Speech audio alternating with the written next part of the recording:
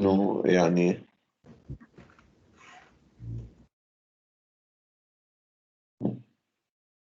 طيب أوكي. طيب ابن خلدون again, sorry, this is not the required. No. Ibn Khaldun divided the very longest span of history into phases or stages. The first stage is the pre-nomadic phase. Pre-nomadic phase. مرحلة ما قبل البداوة. البداوة اللي هي الناس بتبقى في قبائل. يعني forming tribes, and the tribes are moving from one place to another and not settling in a particular place. But there was a pre-nomadic stage where people were living only in families and had to defend themselves, have to invent things in order to make life suitable for them. This is the pre-nomadic stage, followed by the nomadic stage, where everybody still has to defend himself, but they were formed into tribes. Tribes were moving according to sources of living. They had a sort of civilization, but not as the next phase, which is the agrarian stage, agrarian or agricultural stage, agrarian stage, where people settled down in villages or in small towns, managed to build houses and to practice agricultural activity and craftsmanship صناعات, but depending on simple tools, on labor, on manual labor. That was the agrarian stage. And in that stage, there will be a government, because people, when they settled down, built houses and started their activities, they were no more depending on themselves to defend their life or their private property. So they had to invent the government, which the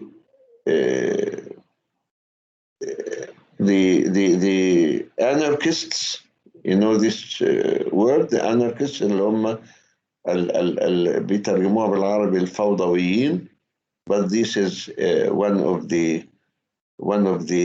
يعني form of thought. The anarchists thought that the invention of the government was the worst invention in the whole history of the world, because people had to be defended by the government, but the government also became a very strong authority, which can threaten the people's life themselves. Anyway, the people settled down,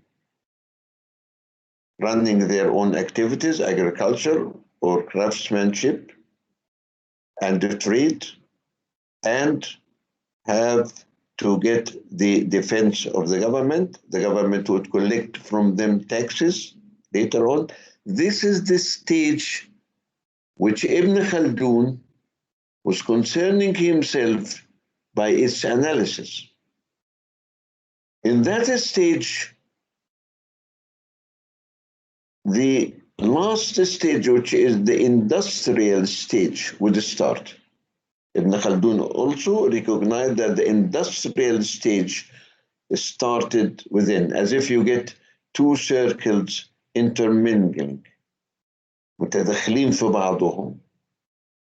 So Ibn Khaldun, when he wrote about theory of Umran, was talking about stage mainly agricultural or agrarian, mixed with industrial stage. Okay?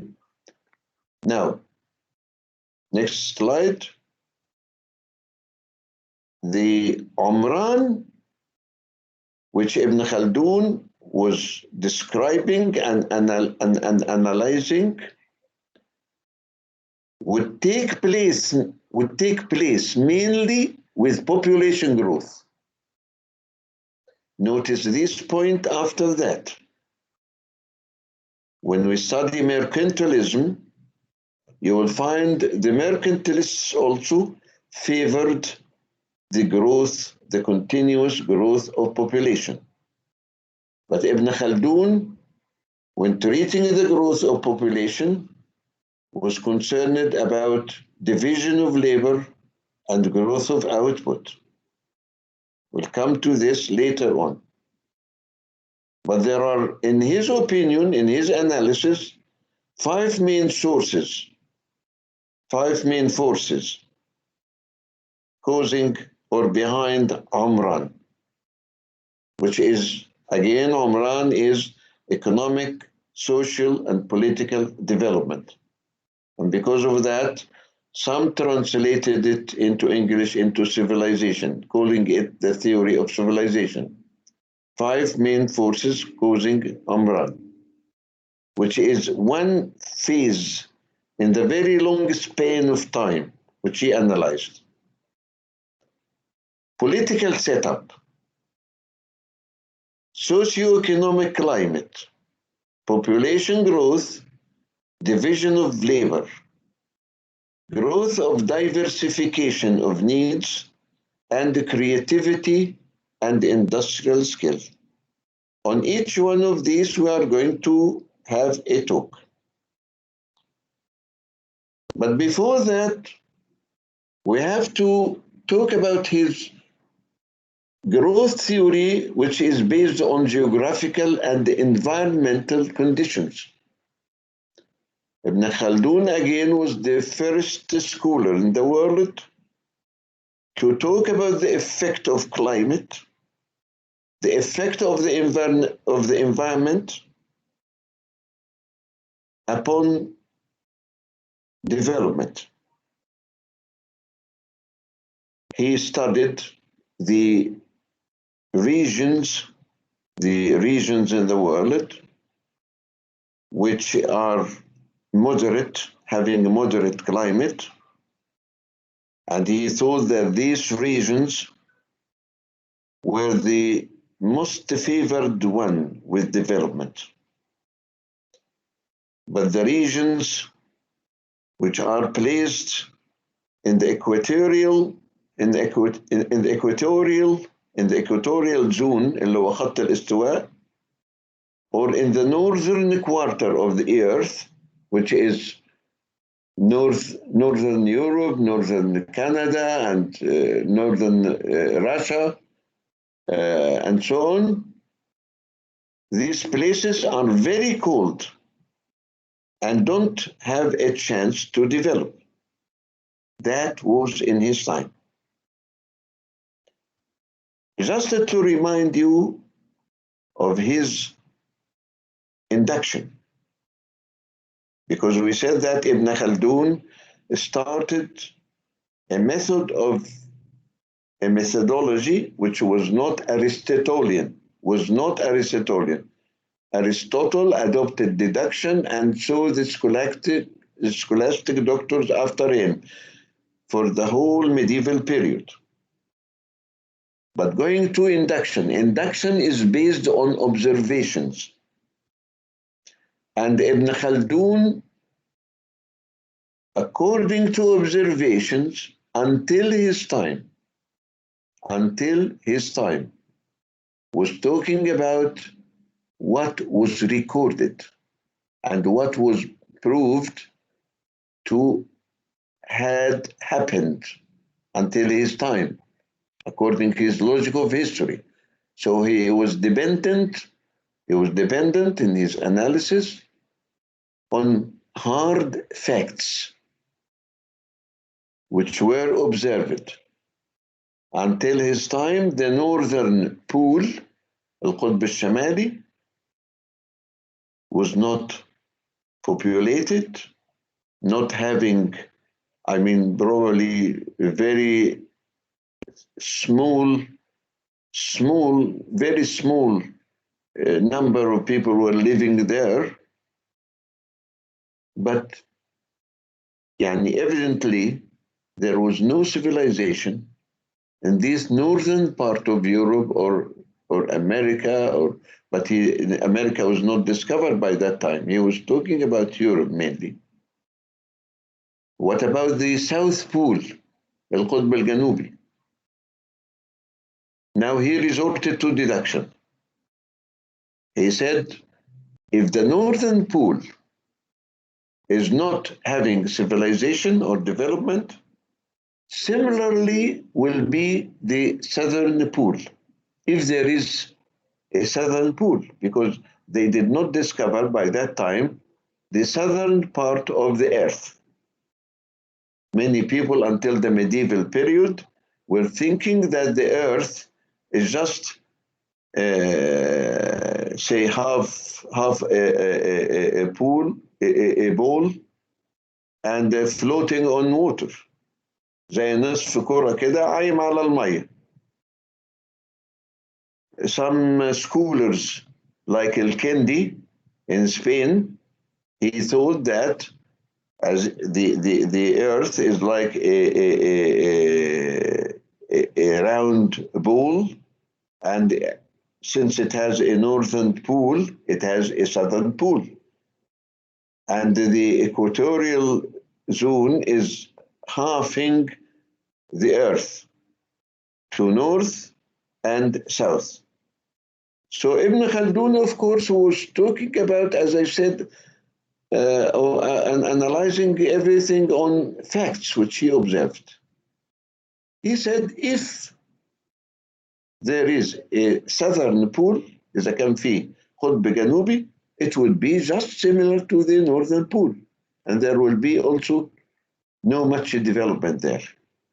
So development, according to his observation, were concentrated in the countries which are having a nice climate or warm climate, not hot and not cold, not very hot, not very cold.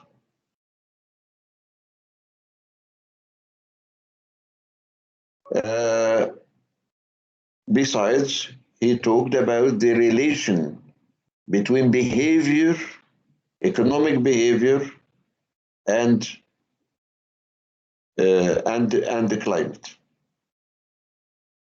He talked about people in Morocco, in Algeria, in Tunisia, which is the western part of Arabia, more careful to make savings, unlike people in Egypt or Sudan, not very careful to make savings. Savings are made as a precaution against future events. Savings, in principles, are made out of our incomes to take precautions against future events, possible future events. He said that the warm climate in Egypt and Sudan did not encourage people. People by this climate tended to be joyful, singing, dancing. But the people in the western part of Arabia, where the climate is cold, relatively speaking, or not warm as Egypt and Sudan, people are more careful to save. Now then he attributed the savings to the climate. When we compare the theory of Ibn Khaldun, the geographical theory of development, we'll find something like that in modern history. Professor Hicks, who was very near to John Maynard Keynes, thought that the underdevelopment in Africa and in some Asian countries was due to the very hot climate. But in our time now, we notice that some countries which are having very hot climate and living on the equatorial zone are having development, like Qatar, Saudi Arabia, Singapore. These are all having a very hot climate, but there must be other reasons.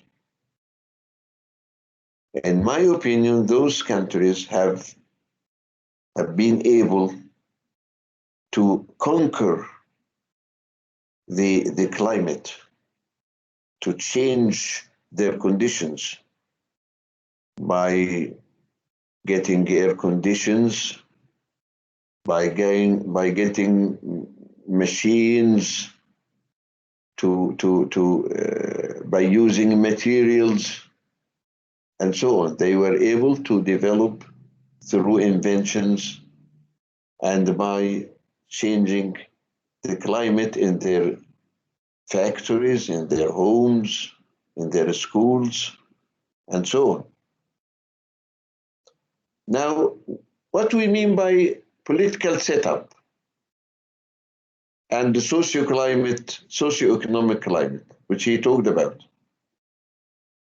Political setup in Ibn Khaldun's analysis, well, I'm not going to take much about that because I suppose that you have knowledge in that from previous year. But political setup is very important to development. This is the government, the rulers. The government is formed by group feeling. كلمته في اللغة العربية بالعصبية. عصبية يعني الناس تجتمع مع بعض. كلمة عصابة مش ضروري تخص العصابة اللي بتسرق يا جماعة، هي العصابة اللي بتبقى مجموعة من الناس.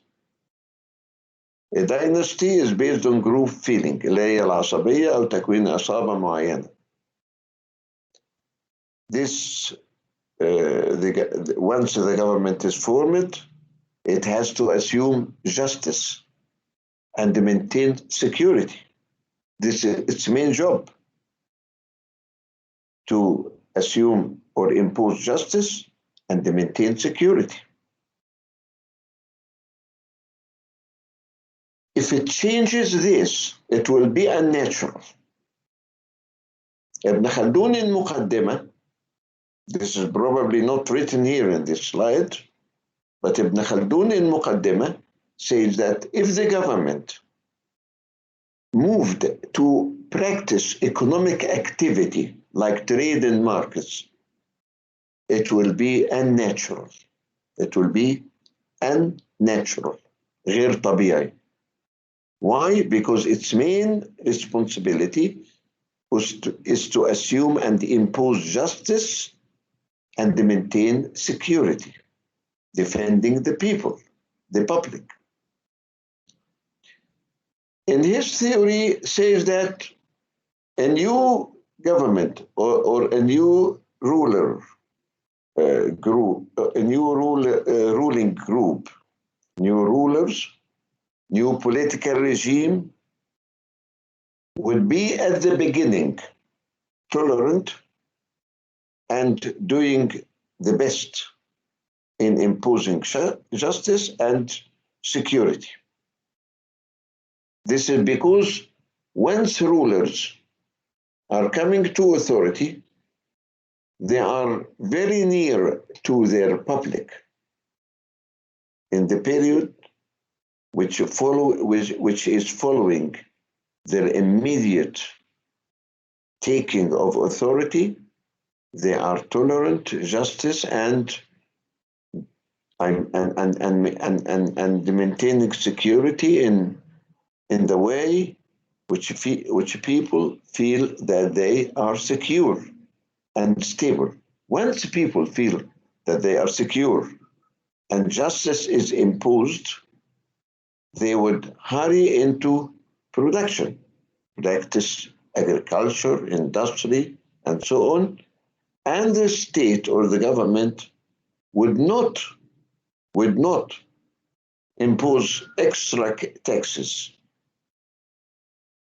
About the Islamic society, he was talking about zakah, and it is a moderate tax, and there should be no extra taxes, and even zakah has to be collected in a fair manner.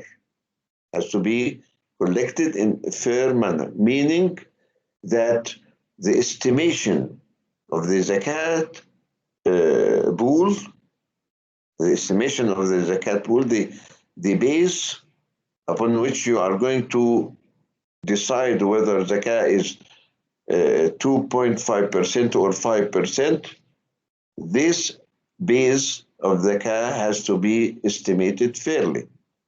Because if you overestimate, you consequently will overestimate zakah and it will be unfair. Population growth is partly natural by birth and partly by immigration. When the people feel secure, when there is justice in any nation, immigration would become a main reason, in his opinion, for the increase in population. Notice that Ibn Khaldun traveled from Tunisia to Egypt and settled there, similar to Ibn Taymiyyah, Ibn Qayyim al-Jawziyah, the family of al-Maqrizi before that.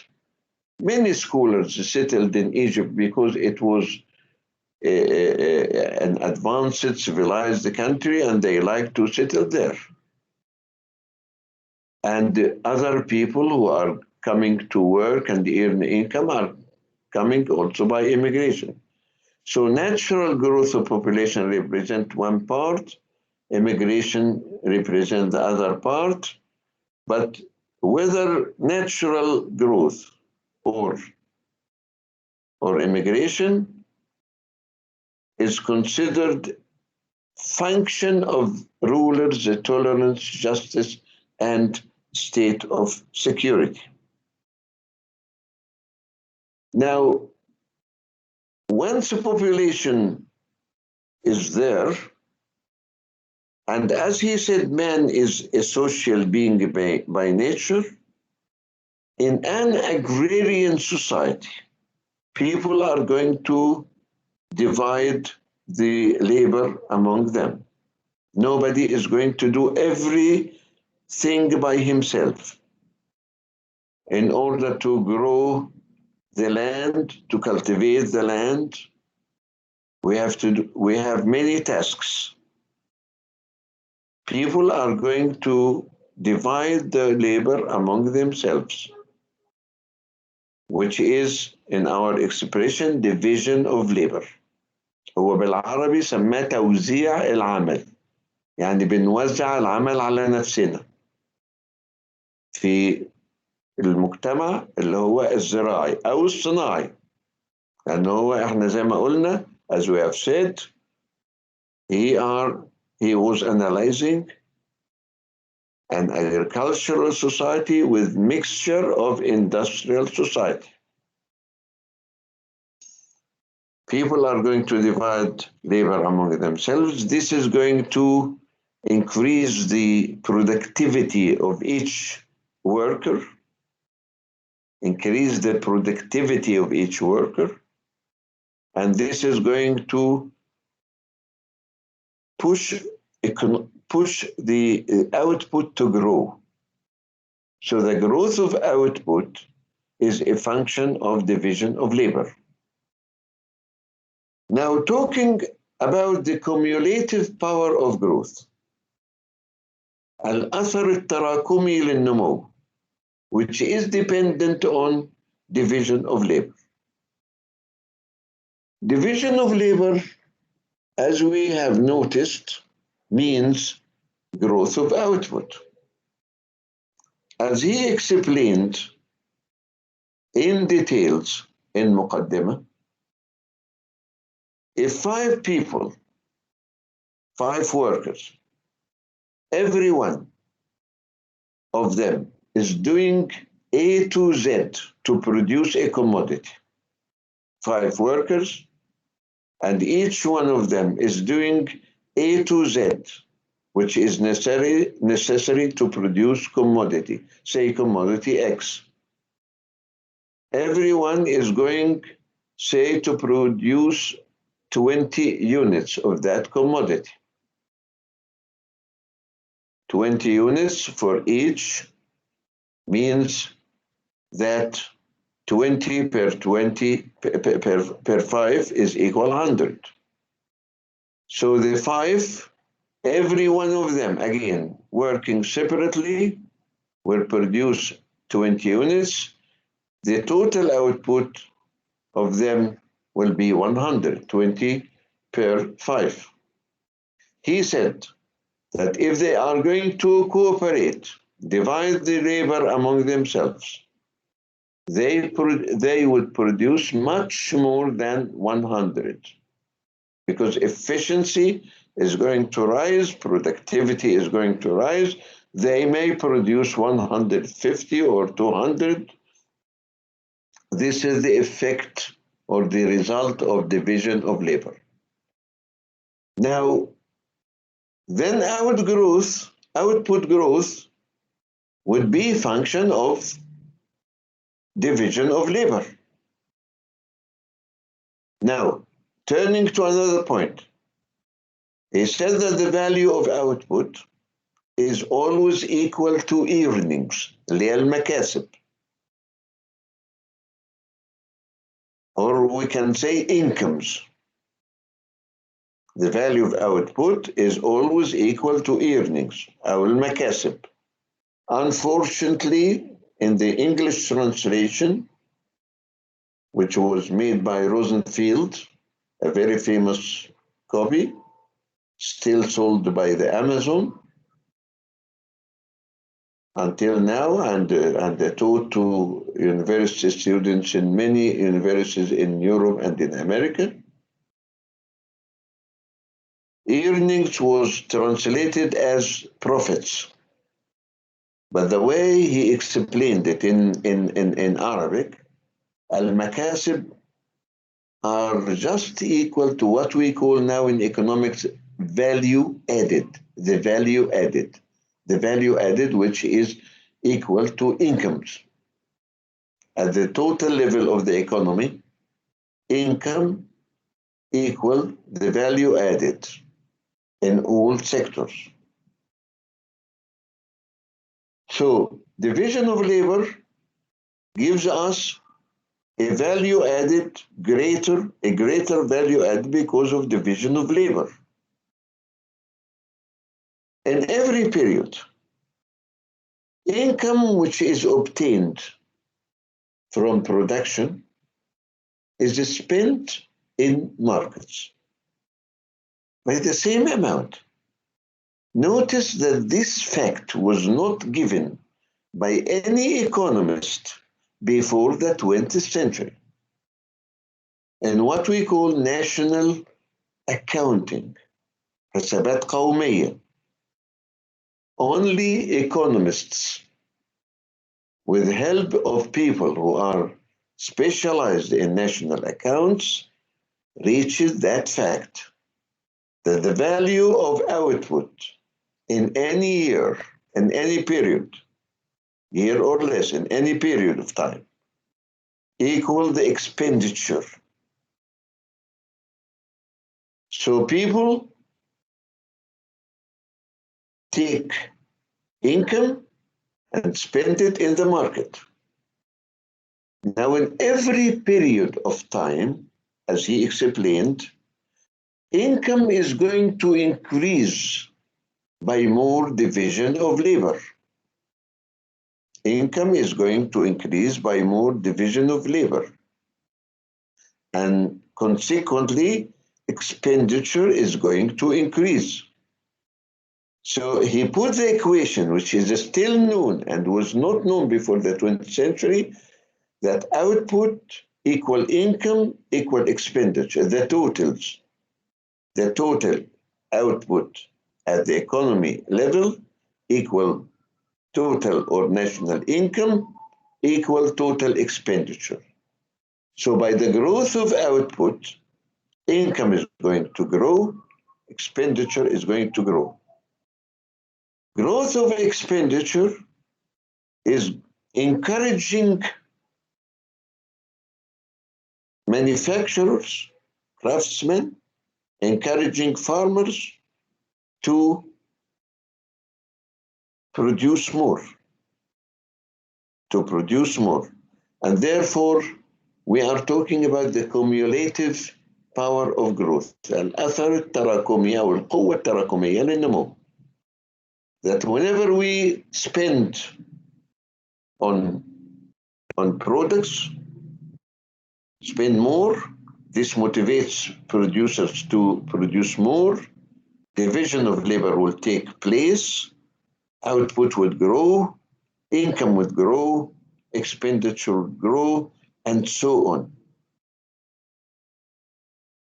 So, just to read this slide, political stability and favorable socio-economic climate leads to greater population, thus greater division of labor, thus greater output, thus greater incomes, thus greater expenditure. Ibn Khaldun explained that this process is repeated over time, again and again, in second and third rounds. In every round, the society would have greater output, greater income, and greater expenditure. This is now shown in this graph, in this panel. You can see it again and again when you study.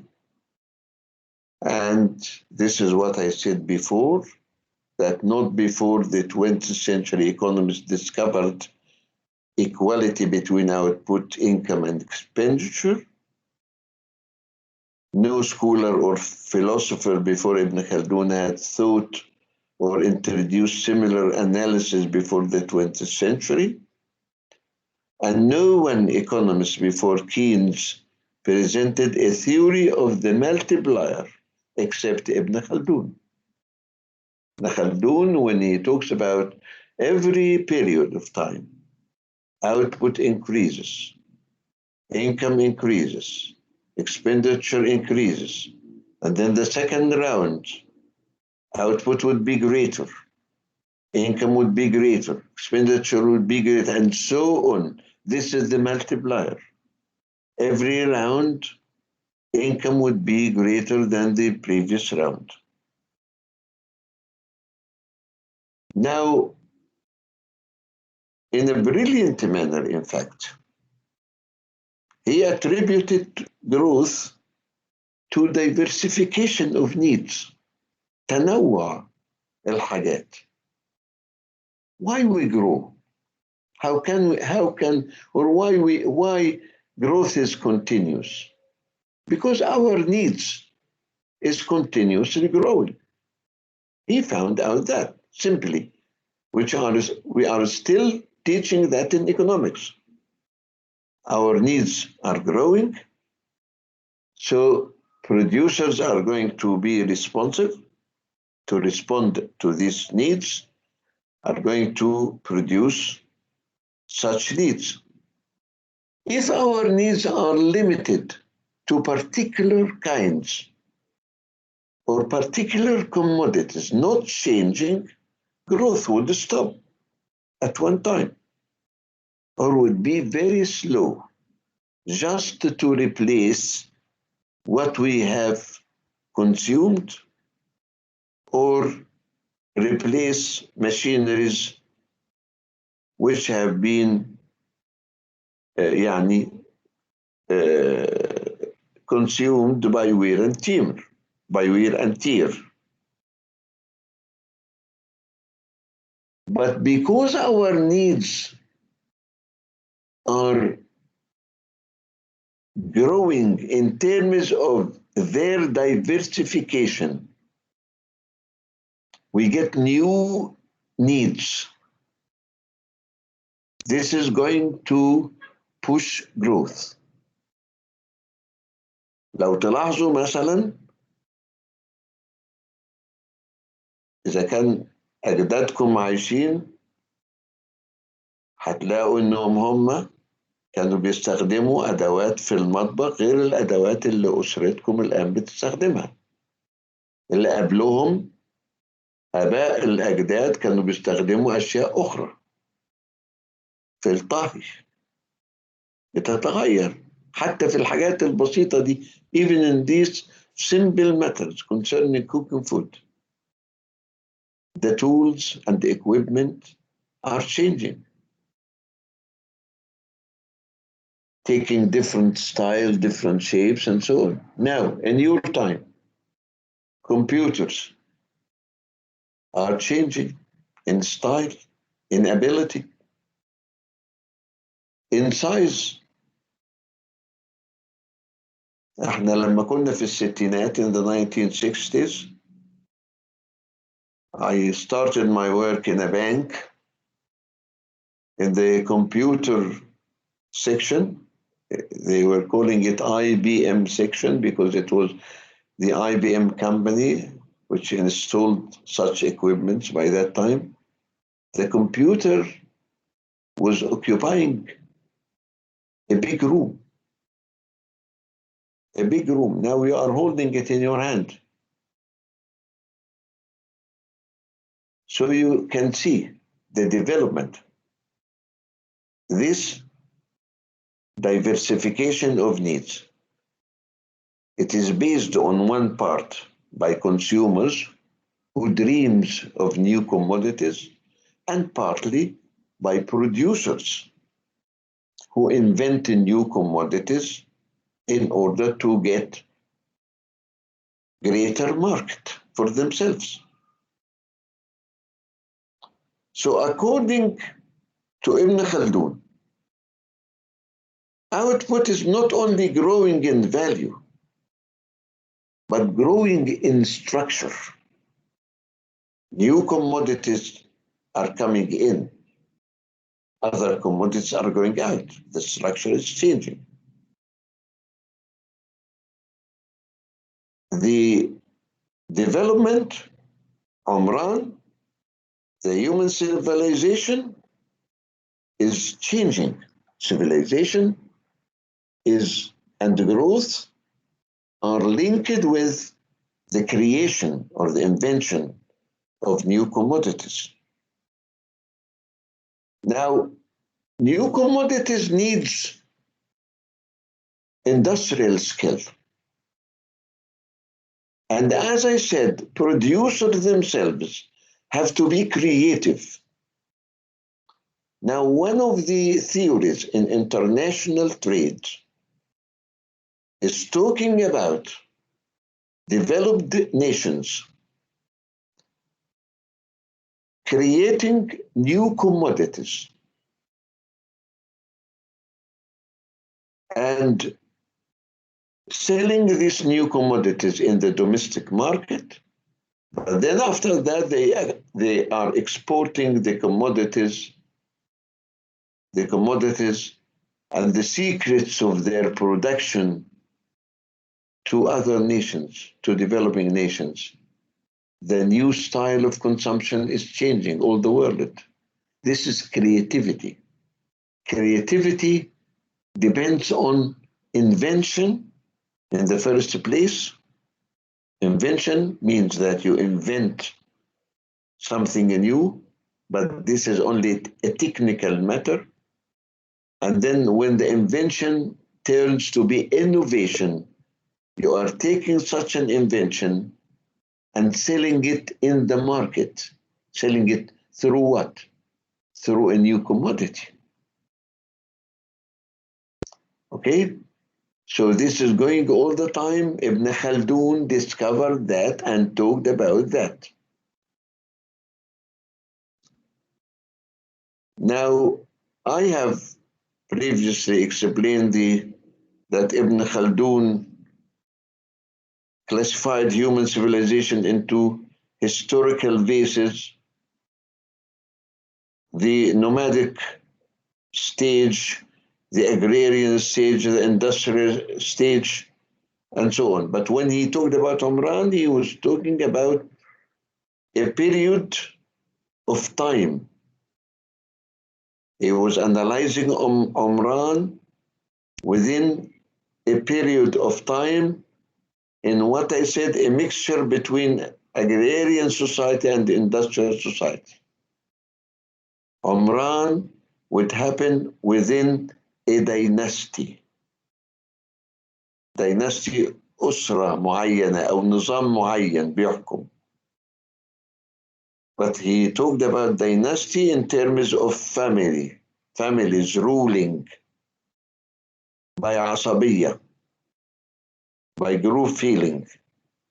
The length of dynasty was defined within a political frame of 120 years. ده length of dynasty. فترة لا تتجاوز 120 سنة, because he divided into 3 generations. The founding generations, which he assumed to be just and tolerant, and not practicing any kind of economic activities or trade. The second stage, which would be willing to have affluent life, I mean enjoys affluence as other people in the nation enjoys affluence. So the second generation would start imposing taxes, extra taxes, and probably would start some trade in the market.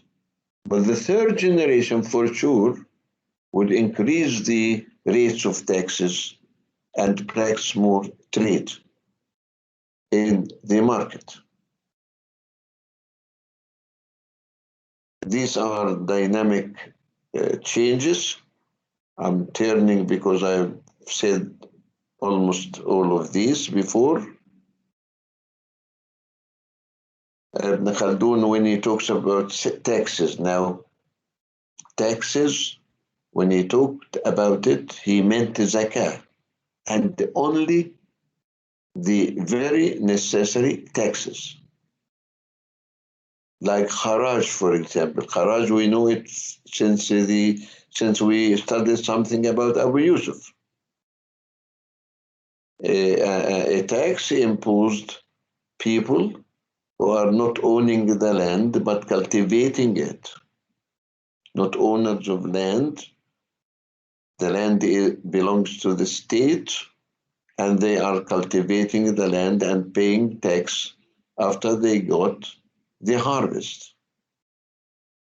He talked about zakah and the kharaj, and he said as long as these are collected fairly by civil servants, muzaffin al-daraib, people will be encouraged to grow their production. But once tax, zakah or kharaj was not collected in a fair manner, then things are going to change. As I said, the second generation is going to practice that. Ibn Khaldun asserted that rulers in the first generation of dynasty are keen to be just and to their subjects and fulfill such condition, but in the second generation, they tended to impose extra taxes and raising their rates or intervening in trade and activities. That was based on historical observations. I mean, Ibn Khaldun, as I said, was dependent in most of his analysis on induction. This is one of the reasons behind his brilliant manner in analysis. خدوا بالكم لما تيجوا انتوا تعملوا ابحاث research, academic research, you will depend on induction. هتجمع observations وتأسس عليها تحليلا. You will not be able to depend on deduction unless you are يعني over brilliant, يعني over genius, a superman. But in your standard, in your research, you will be dependent on the induction.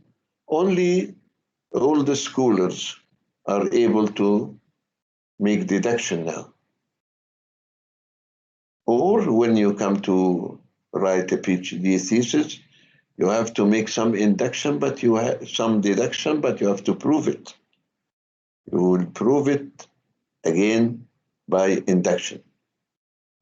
Ibn Khaldun, dependence on induction and historical observations, led him to believe that economic growth would not continue on the same pace during the dynasty. The ruler in the second stage, unlike the founders. And because of that, he started to talk about decline of Amran. Decline of Amran would start with extra taxes, unfair collection of zakah. This will discourage producers because their profits will be less, especially in the industrial sector. Trade, intervention in trade would discourage farmers because the state, the government would buy from them their commodities at low price and sell it in the market at higher price. In this panel, you will see the symptoms of disequilibrium, علامات الاختلال. هو باللغة العربية بيسميها الخلل. Starting with second generation in the dynasty. It does not happen in the first generation. It starts with the second generation in the dynasty. Nearly, I'm saying, can be considered second phase of Amran.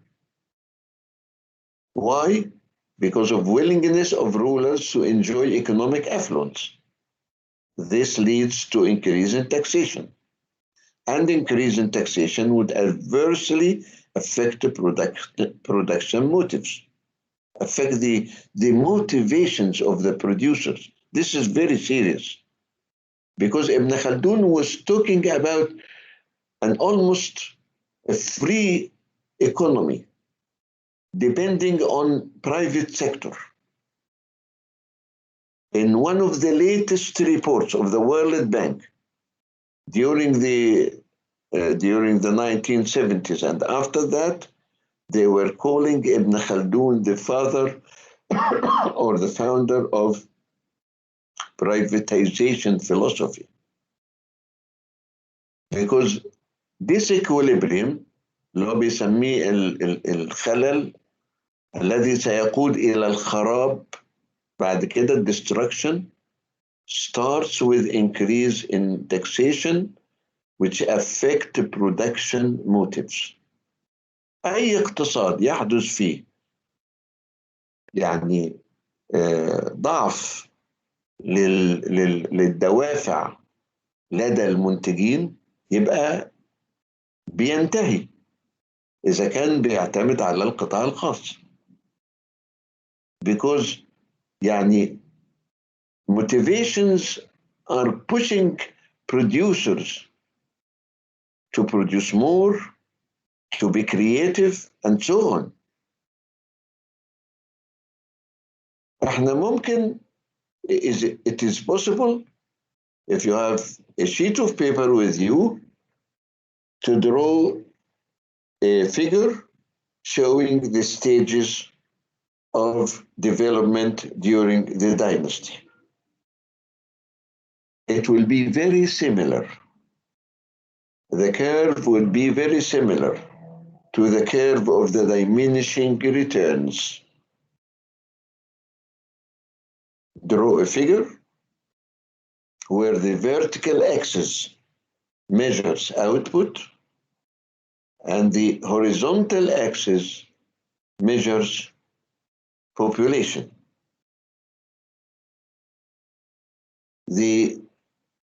In that figure, which would start from 0, the curve would change in between, start with increasing rate and then decreasing rate and then reaches stagnation. After stagnation would fall, output would fall. Ibn Khaldun was talking about population as decreasing when the disequilibrium happens, because population are going to leave the nation rather than come to the nation. They came to the nation when there was justice and security. But when the things change and justice is fading away, security is much less than before, then people who immigrated to the nation are going to immigrate outside. And even people who are the indigenous inhabitant may also immigrate to outside. That's all because of what? Main reason here that the government is practicing unnatural activity. Go to the beginning. Natural activity means imposing justice and keeping security for all and defending the nation. And remember that we said that if there is something else, like practicing trade in the market or imposing extra taxes to make wealth for themselves, or, as Al-Maqrizi said, issuing excessive cheap money in order to make wealth for themselves. These practices by rulers are unnatural and unethical, in fact. And this would cause disequilibrium and destruction after that. If you would like to draw this curve, which I said, which is like the diminishing returns curve, you stop at one point when output stops at increasing rate. This is the first generation, approximately. The second generation, output is increasing but at decreasing rate. The third generation will be output not only constant but would tend to fall down. I'm going to stop at this point. I'll take a few minutes for rest and we'll continue after that. I mean, only 5 minutes, just because I cannot talk for more than this time. I'm going to stop for 5 minutes, take my breath, and go again with you. I'm going to stop recording now.